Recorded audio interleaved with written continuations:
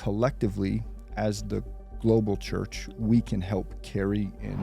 Yeah, because that's also unhelpful too, right? Like, just because something is big, therefore God can't be in it. And it seems it seems like you guys have developed a really healthy culture where you aren't the smartest one in the room. At a young age, they're given just huge platforms and huge audiences that they didn't necessarily ask for. And I think it's really easy to... Ruslan. So when we talk about just macro idea of celebrity pastors and massive churches, what is kind of your thoughts on it? What is your assessment on these things? Yeah, again, I think the challenge that I have is I don't think anybody, Mike Todd, Stephen Furtick, I don't think any of them set out to go, hey, my goal is to be a celebrity pastor, right? I think Mike Todd puts out a series and it goes viral, and next thing you know, this dude's spot is blowing up. And so I think from that premise, I look at it and I go, man, I think through the grace of God, I don't have as much talent as these dudes to be put into situations where at a young age, they're given just huge platforms and huge audiences that they didn't necessarily ask for. And I think it's really easy to throw stones at what they're doing. And in fairness, they definitely don't help themselves out in some regards. But I also think that these are humans. And for me, I look at it and go, man, I get nervous that I have to preach in front of, a weekly attendance is probably 6,000 or so. And if you add the streams and stuff of people who replay sermons, maybe on a high end, 10,000 people are going to listen to my message. And that's like a terrifying thing. I couldn't imagine every single week in and week out as a communicator going, millions of people are going to microanalyze everything I say in the next 45 minutes. You better be brilliant, you better be funny, and you have to do it 52 weeks in a row. So I start from the position of going, I think these guys have an insurmountable burden that is a heavy load that I think collectively as the global church, we can help carry and steward.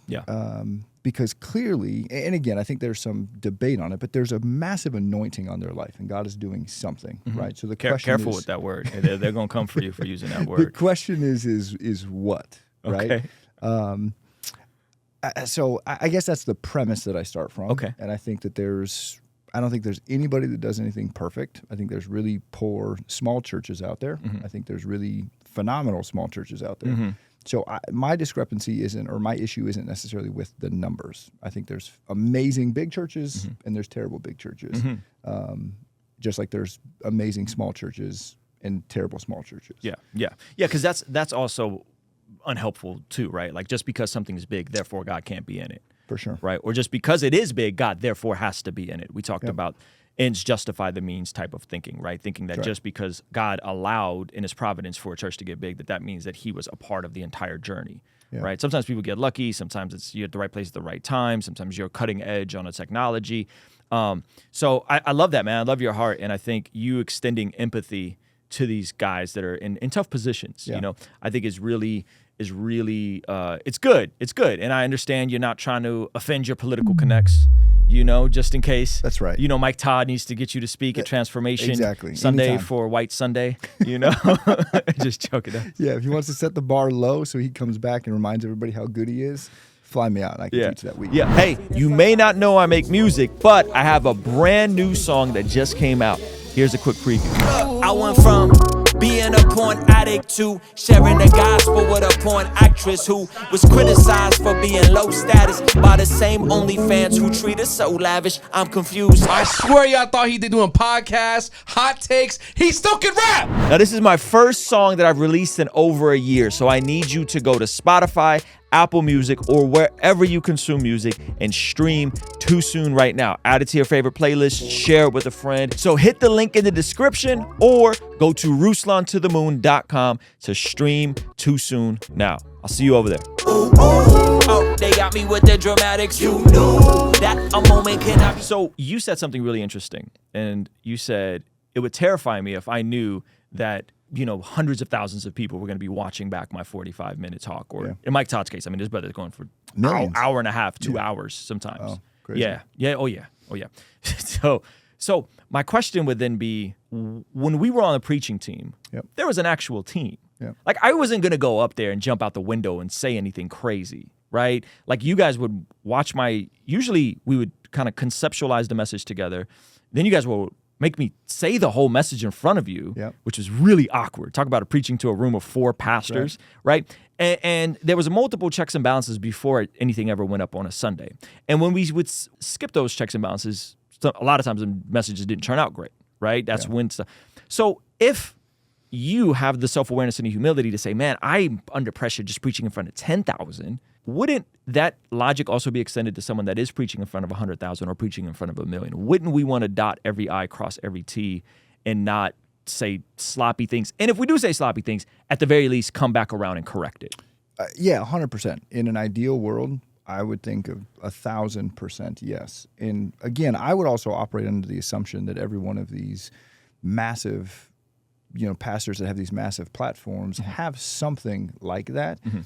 I think the hard part becomes when these platforms grow so quickly and become so massive, there becomes this thing, and again, I've experienced it in different regards in different rooms where it's hard to push back against the main guy unless he's really intentional to create a culture of beat these messages up, push back. You can challenge. Yeah. Whereas it more becomes that God's anointed one walks in the room, reveals his brilliance, and everybody just oh, that's the best thing I've ever heard. Yeah. And there isn't really so much of a challenge. And so, again, I don't know if it's a solution. And the other part that the challenge that I have is we just don't know these guys' inner workings in their process. And I would love to hear what they go through, right? And part of how I think we can remove the burden, it was something Julie Shecker taught me a long time ago in preaching, is you have to resist the urge to be brilliant. Right? I think that's the part that gets us in the most trouble.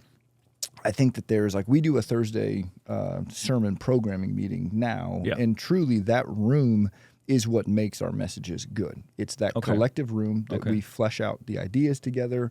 There's, pushback, there's discussion, there's new ideas, there's people in that room that don't look like me, that are different gender than me, and collectively we can walk through a process to come up with a sermon that truly isn't my original idea. And so I don't have to walk up and go, oh, I have all this pressure to see if my idea is going to land and get traction with people. It's this is our collective idea that we're going to go and run with, right? How many people are in the room? I'm just curious. It depends, but probably 10 to 12. And are you walking through your entire message with them? Yeah, so it depends on the week. There's some weeks that we'll walk in, and if we're doing a series going through the book of Romans, you're in Romans 4. So you come in and go, hey, here's the passage. Here's kind of what I'm thinking. I was going to use this intro, or I don't have any idea how I'm going to close this thing. And then the room kind of fleshes it out, and you've got to get the production people all the stuff that they need to be able to get everything ready for the And it seems it seems like you guys have developed a really healthy culture where you aren't the smartest one in the room. Yeah, and again, I think that that's something that you still, as the people that are higher up on the organization chart, you have to be really intentional to create that. Because even in our context, where we're on the bigger side of churches, but we're not some massive thing that people know us internationally and whatever. But that's still, I've seen it play out in our small context where there almost becomes this thing where it's oh, this is just his brilliant idea that we all have to get behind. And you have to constantly re-communicate the vision of no, this is where we kind of beat this thing up. And I'm not the smartest person. I'm not coming here with all my brilliant ideas. I actually believe the room is smarter than me, right? It's the whole we's better than me.